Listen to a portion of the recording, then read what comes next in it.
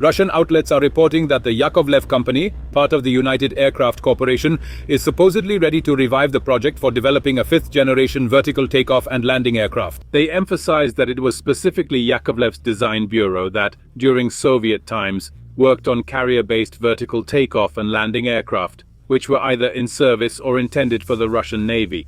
In this context, they bring up the Yak-36, which never progressed beyond the technology demonstrator stage. The Yak-38 was the only Soviet vertical takeoff and landing combat aircraft to enter serial production, while the Yak-141 was a promising project that was shelved in 1992 due to lack of resources.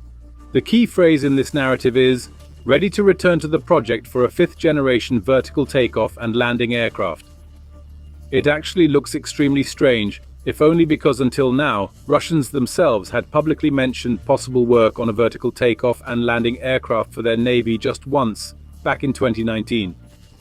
At that time, they were specifically talking about reviving the Yak-141 project. If we look at the render of the advanced vertical takeoff and landing aircraft that was shown, and which the Russian United Aircraft Corporation is actually announcing, it's clear that they're at least relying on technological developments from the Yak-141, which is, in fact, a project from the Soviet era. Therefore, it makes sense to briefly discuss the Yak-141 project itself, which was essentially a supersonic vertical takeoff and landing aircraft. In fact, the Soviet Yakovlev Design Bureau started working on this aircraft back in 1972, but the first flight of the initial prototype only took place in '87, and the first landing on an aircraft carrier deck wasn't until 1991. The plan was for the Yak-141 to be part of the air groups on all aircraft-carrying cruisers that were in service or being built for the Russian Navy. Only 2 prototypes of this aircraft were built in total. One of them crashed during tests in the fall of '91, and in 1992, the Yak-141 project was ultimately scrapped due to lack of resources. They weren't able to find an export buyer for this development. Some specs of the Yak-141 are as follows: